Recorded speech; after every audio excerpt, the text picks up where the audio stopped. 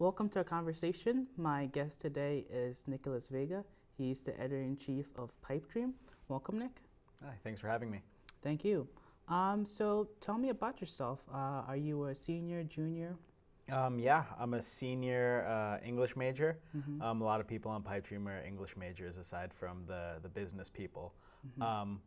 I've been doing it since the second week of my freshman year, and Mm-hmm. now I'm in the last few weeks of my senior year, so it's been 4 full years of Pipedream at Binghamton for me. Oh, wow, that's amazing. A lot of experiences. So what does Pipedream mean to you personally? To me, Pipedream has kind of encompassed my entire college experience. Mm-hmm. It's a lot of people on Pipedream like to joke that you don't major in, I don't know, English, you major in Pipedream because of how much time you spend on it. Mm-hmm. I've been in, and I started as an assistant editor my sophomore year after being a writer my freshman year, and ever since then, I've dedicated a lot of time with it. Every Monday and Thursday night, I've been in the office from 6 p.m. till around 3 a.m. Wow. since my sophomore year. So I don't really know much else at Binghamton other than Pipedream. Yeah, I do have to say I read Pipedream, Sure. and a lot of the articles are very engaging, and they do sort of echo the voices of students, which is not easy to do. And Pipedream is independent, which is really unique. I think certain certain newspapers are funded by schools. So do you feel extra? Do you feel like an extra accomplishment just because you're able to stay afloat independently?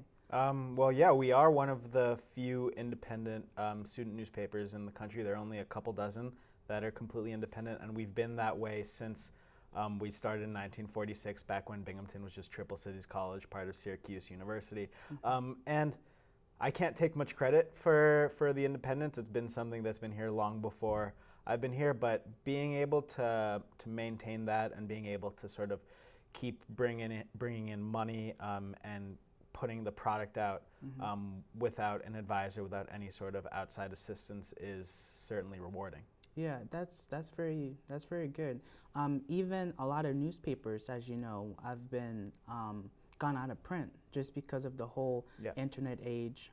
I know advertisers are not easy to come by, and your Pipedream being essentially free online. Do you think that content more than anything matters, in order to regain business? Well, we're lucky because since Binghamton is a very small market, there's a lot of local businesses. They still take out a lot of print ads in Pipedream. So actually the vast majority of our revenue comes from print ads. So right now, we're in a good place, and we're in a lucky position where the students are such an important part of this local economy that the businesses want to advertise to them and know that using Pipedream is a great way to access students, because students aren't picking up the Press and Sun Bulletin on campus for the most part, and these businesses can't afford to run an ad in the New York Times, but they can afford to run something in Pipedream. So far we're in a fortunate position where regardless of if it's an up year for content with a bunch of very talented editors or maybe a down year, we still sort of are in that position where the businesses know they can rely on us to reach students. Now, Binghamton itself, has gone through a lot of changes. I know Pipedream, a recent story came out. There was an assault, and you being part of Pipedream for 4 years, what's some of the trends you've seen, positive and negative? At Binghamton or on Pipedream? Binghamton itself, because I believe Pipedream represents the locality in a way. And of course, you guys cover bigger news, but what's something within Binghamton that you've seen change yourself? I think that over the past few years, having been essentially done news for the majority of my time until I was editor-in-chief my senior year, the discussion of diversity and of inclusion on campus has certainly become much more magnified. I can't really speak that much for 2009, 2010, 2011 before I got here, but from 2012 up until now, we're in 2016, that's certainly something that has become a larger focus of ours, just because it's become a larger focus of the student body as a whole. So yeah, I think that's probably what I'd go with off the top of my head. Interesting, interesting. Yeah, I know there has been, of course, through Black Lives Matter, that being a national campaign, and also here, a lot of students feel a lot of tension. There's only about, I believe, a 5%, percent of African Americans. I know BSU and I know your editorial board recently voted for the resignation of Dylan. Do you want to comment on that and any reason why you support that decision? I think everything that we wrote in that editorial, it's the opinion of the editorial board, and we elaborate pretty clearly on it. I don't know if there's much more I'd want to add that isn't already written there. That was our opinions, how we felt about the situation. And we wrote it and we published it for everyone to read. Okay. Now, moving on, as a senior, Sure. right? You hope to, get a job and, hopefully work for a company. Now, you've had an internship with the NBC? Yes, I worked at the Today Show this past summer. Okay.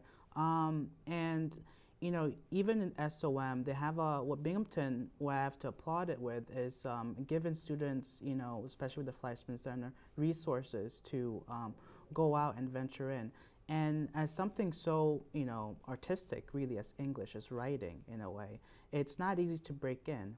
And I think platforms like Pipedream really allow voices to get heard. So has there been any alumni or anybody in Pipedream that's gone on to be very successful because of Pipedream?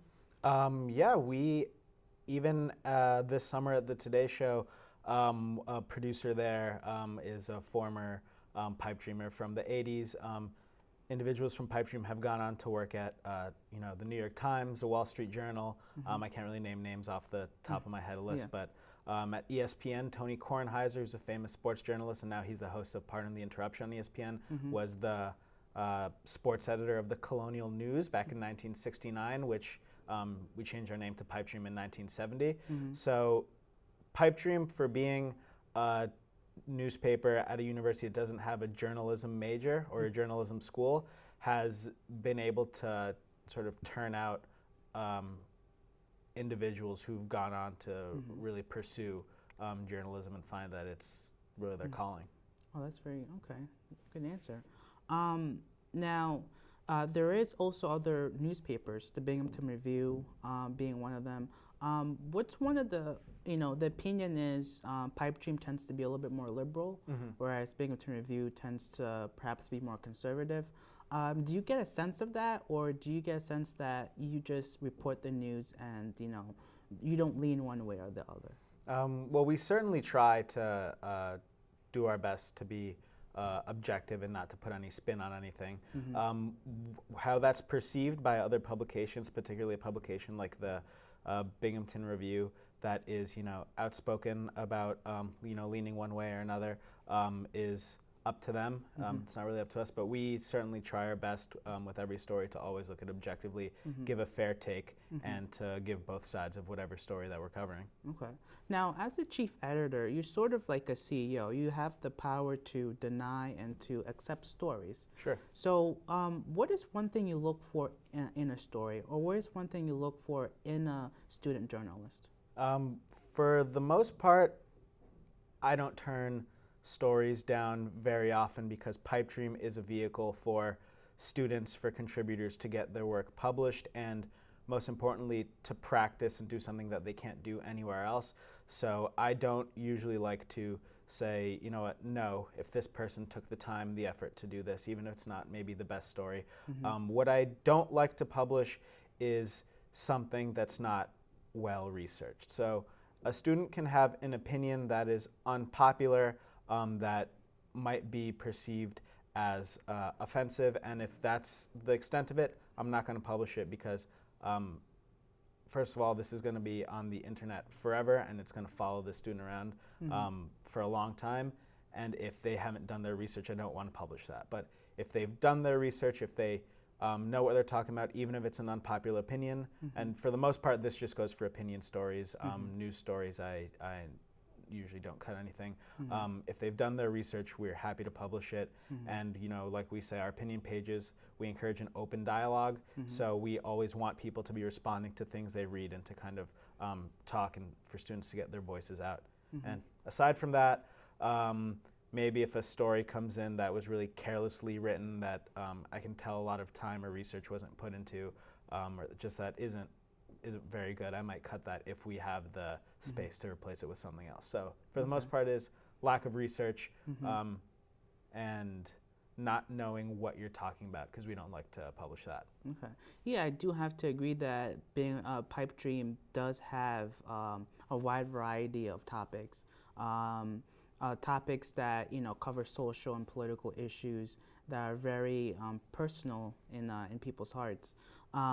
So for students wanting to join Pipe Dream, or students who have interest, what is one way they can reach out to you? Well, they can go on our website and they can go to the contact page, and my email is listed right there. It's just editor@bupipedream.com. They can reach out to me, or they can reach out to any of the section heads. Pick up any issue of Pipe Dream, and then on page 3, our masthead, which is a list of all our editors, is right there. The contact information for everyone is listed right there. And Pipe Dream is a publication for all students. We're not going to turn anyone down who wants to be a part of it. We want students to join us. We want students to work for us. Everyone here is a volunteer, so it's always great to have more hands on deck. So just reach out, tell us you're interested, and then we can make that happen. Okay, nice. So as your personal journey with Pipe Dream ends, and in May you graduate, is there any aspirations you have? Is there anywhere you see yourself in 1 to 2 years? Well, my goal right now is just to get a job in any way possible. I very much enjoyed my time at NBC over the summer, so I'm going to see if I can get back there. I've applied. We'll see what happens. It's very difficult, so my hopes aren't too high. But, right now it's just kind of figuring it out, because Pipe Dream has really provided me with a lot of experience, be it, managing, be it writing, be it, rebranding the paper, marketing with our new logo, the new racks we have all over campus, and trying to change the perception of the paper.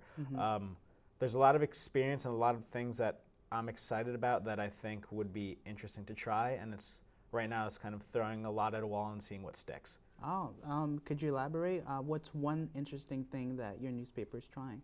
Well, right now we are in the process of kind of a complete rebranding. We have a new logo. We have a new design for the paper. If you pick up an issue from even a year and a half ago, it looks completely different. We are, like I said, going over a new website. We're in talks about getting a new app. So it's kind of just bringing the paper to modernizing it a bit. Having new racks all over campus to replace the old ones that we had that were falling apart, that were ugly. These new ones are new, they're nice. They are something that belongs in these new nice buildings we have on campus. If you walk into the admission center, you shouldn't see an old rack that's 15 years old and falling apart with paint chipping. You should see a new rack that looks like it fits in there, that looks like it's a part of the kind of culture that the university as a whole is trying to bring in. Interesting. Yeah, when I see, Pipe Dream newspapers, and it sort of brings back this nostalgia, being 90s babies, we did have newspapers. And again, talking about the new digital age, it's interesting that, companies like BuzzFeed, Vox, a lot of these newspaper, traditional media, they use a lot of the internet to get some of the audiences, especially through Facebook now with the partnership with New York Times, how they're able to capture a story and they're able to get followers through social media. Now, I have seen Pipe Dream, especially on my feed, when something goes on, you guys do post and you do see comments. So is that an area you're going to push more towards? Yeah, it's something we have to push towards. It's 2016, we're a newspaper. The only way to stay relevant is to keep up with the trends. We're working on doing that. We need to recruit new people, eventually build a more robust social media team. But it's something that we don't have a choice. We have to do it. It's important, and it's the only way to stay relevant. Okay. Well, thank you, Nicholas. It was great having you. Thanks for having me. I wish you the best at May. And all right, see you next time. Bye. Thanks so much. Thank you.